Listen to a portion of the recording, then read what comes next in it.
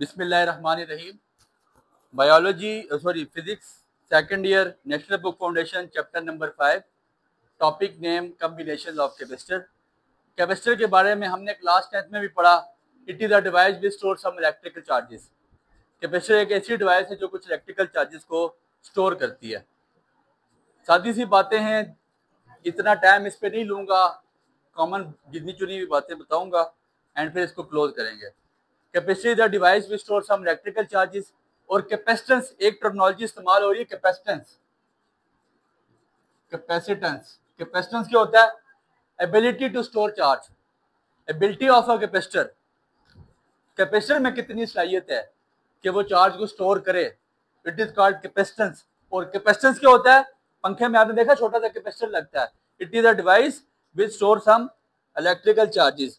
एक ये ऐसी डिवाइस है, यहाँ पड़ा हुआ था। It is a device which store some electrical charges.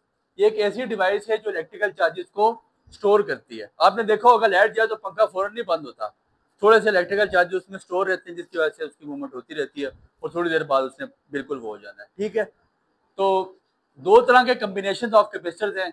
एक आपके पास सीरीज कम्बिनेशन है, सीरीज कम्बिनेशन ऑफ कैपेसिटर, और दूसरा आपके पास पैरेलल कम्बिनेशन है। ठीक है, एक सीरीज कम्बिनेशन और एक पैरेलल कम्बिनेशन। ये क्लास 10th का भी बहुत ज्यादा इंपॉर्टेंट लॉन्ग क्वेश्चन है और ये अक्सर आता है।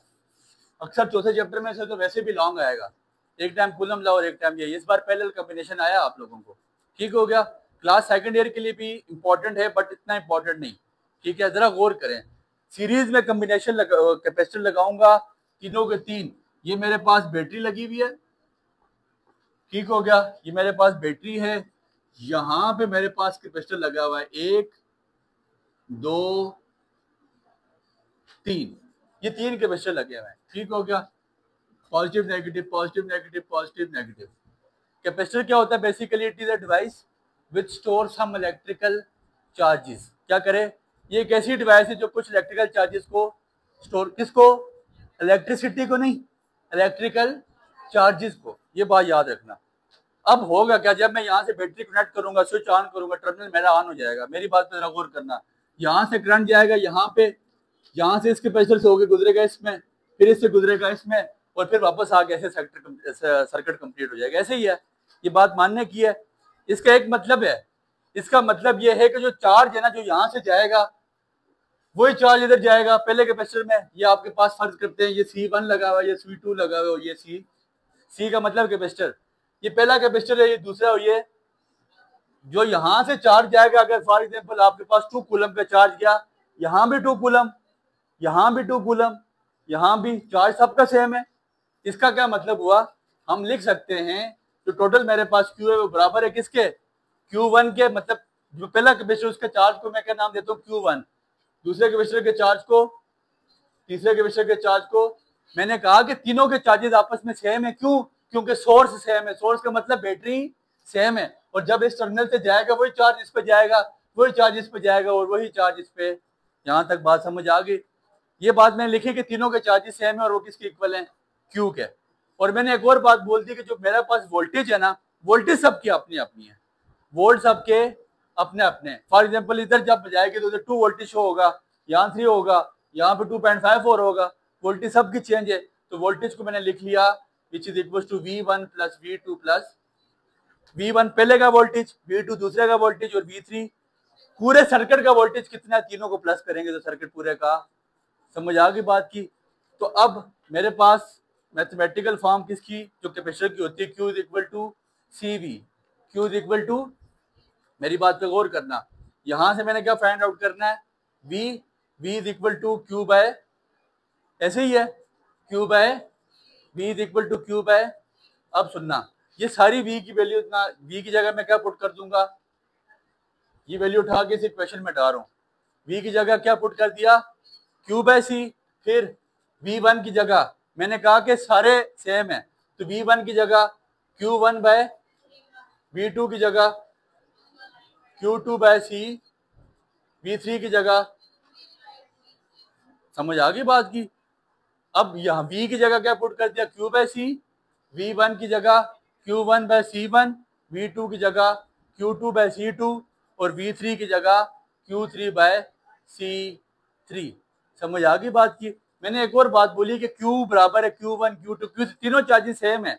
मतलब अगर Q1 बराबर है Q के, Q2 बराबर है Q के, Q3 बराबर है Q के, तो इसका मतलब है तीनों की जगह अगर मैं Q लिख लूं तो कोई एतराज किसी को, तो मैं लिख सकता हूँ Q/C which is equal to Q/C। Q1 की जगह भी Q/C1, Q2 की जगह भी Q/C2 और Q3 की जगह भी Q/C, क्योंकि टोटल चार्ज मैंने कह दिया जब बराबर है तो बराबर है सर, सबकी जगह क्या लिख लिया Q। अब ऊपर से Q क्या आ सकता है, कॉमन, Q को कॉमन ले लिया तो क्या बचा 1/C1 plus 1/C2 plus 1/C, ऐसे ही है, कोई मसला। ये Q और ये Q आपस में कैंसिल हो जाएंगे। जब Q आपस में कट गए तो आपके पास क्या आ जाएगा 1/C which is equal to 1/C1 plus 1/C2 plus 1/C3। ये तीन कैपेसिटर के लिए हमारे पास टोटल कैपेसिटेंस आ रही है। क्या आ रही है, टोटल कैपेसिटेंस। तो तीनों की एनर्जी स्टोर करने की कितनी सलाहियत है।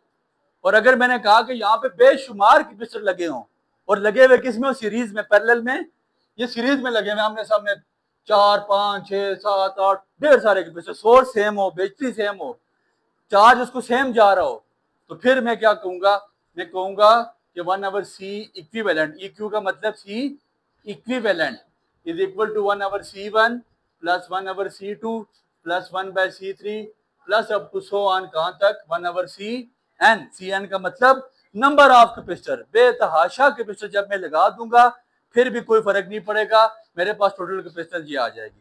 समझ आ गई बात की। तो दोबारा एक दफा सुन ले, मैंने कहा कि मेरा एनर्जी का सोर्स सेम है, जो मेरा बैटरी का सोर्स है वो सेम है, तो सबका चार्ज सेम होगा। मैंने कहा जब चार्ज सेम होगा इसका मतलब Q बराबर है Q1 के, Q2 के और Q3 के, लेकिन वोल्टेज सबका अपना अपना होगा, तो V बराबर है V1 plus V2 plus V3 के। मैंने मैथमेटिकल फॉर्म लिखी Q is equal to CV, और V मैंने यहाँ से निकालना था तो C नीचे जाके डिवाइड हो गया। अब इस V की जगह वैल्यू मैंने क्या डाल दी, Q/C V1 की जगह, Q1/C1 V2 की जगह, Q2/C2 V3 की जगह, Q3/C।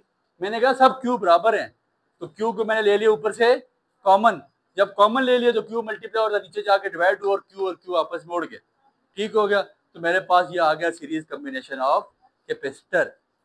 अब सुनना, इसके बाद दूसरा कॉम्बिनेशन आपके पास, ये 10th क्लास के लिए बहुत ज्यादा इंपॉर्टेंट लॉन्ग क्वेश्चन है बच्चे, 10th वाले इसको बड़े गौर से करेंगे, और सेकंड ईयर के लिए भी इंपॉर्टेंट है बट इतना ज्यादा नहीं है।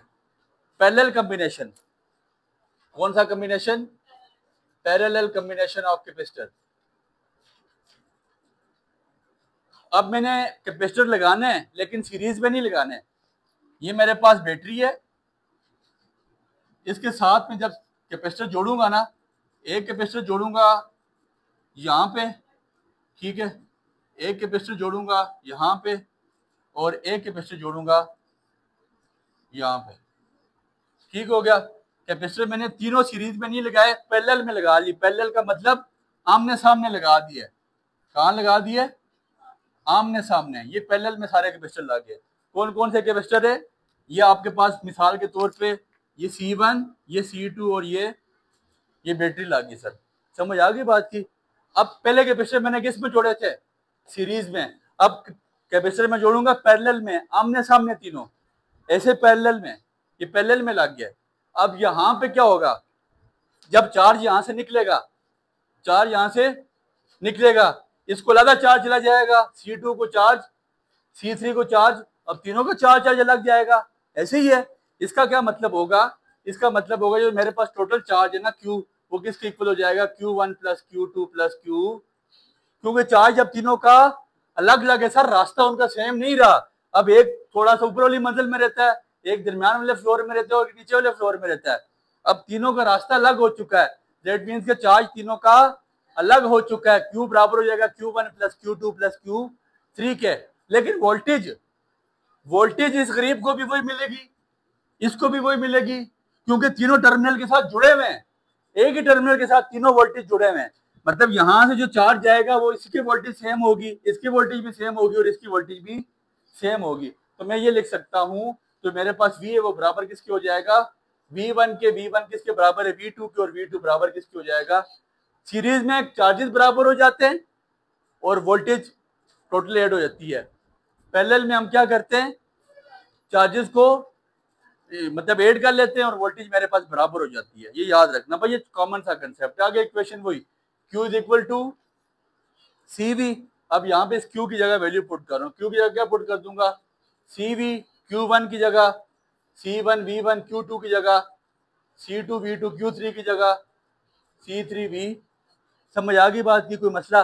मैंने कहा वोल्टेज सारी सेम है, तो मैं V1 V2 V की जगह V3 की जगह सिंपल V पुट कर सकता हूँ। तो मैं क्या पुट कर दूंगा, CV is equal to C1V plus C2V plus C3। मैंने V1 V2 V3 सब की जगह क्या पुट कर दिया, V। ऐसे ही है। अब जब मैंने V पुट किया तो V सब में कॉमन है, मैंने V को ले लिया common. CV is equal to V into C1 plus C2 plus C। समझ आ गई बात की? ये V और ये V आपस में ये कट, समझ आ गई? तो अब C मेरे पास टोटल कैपेसिटेंस क्या आ जाएगी, C1 plus C2 plus C3। वहां क्या आई थी, 1/C is equal to 1/C1 plus 1/C2 plus 1/C। यहाँ पे क्या आई, C is equal to C1 plus C2 plus C। और मैंने कहा कि अगर मैं बेताशा कैपेसिटर लगा लूँ, एक इसके ऊपर लगाऊं, ऊपर ऊपर ऊपर नीचे भी ढेर ढेर सारे कैपेसिटर, तो वो C इक्विवेलेंट बन जाता है। तो C इक्विवेलेंट किसके इक्वल होता है, C1 plus C2 plus C3 plus up to so on, कहाँ तक, Cn तक। बस छोटी सी बात दोबारा बता रहा हूँ, अगर सीरीज होगा आपके पास चार्ज सारा सेम हो जाएगा, वोल्टेज सेम। अगर पैरेलल होगा वोल्टेज सारी सेम हो जाएगी, चार्ज सेम नहीं होगा। और इक्वेशन वही वाली है, Q is equal to CV। Voltage में तो पहले यहाँ से V की निकाल लेंगे, और जब पैरेलल वाली होगी तो उसमें simple Q is equal to C में CV में सारी वैल्यू पुट कर देंगे और आपके पास आपका आंसर आ जाएगा। उम्मीद से बात समझ आई है, दुआ में याद रखिएगा। बहुत शुक्रिया।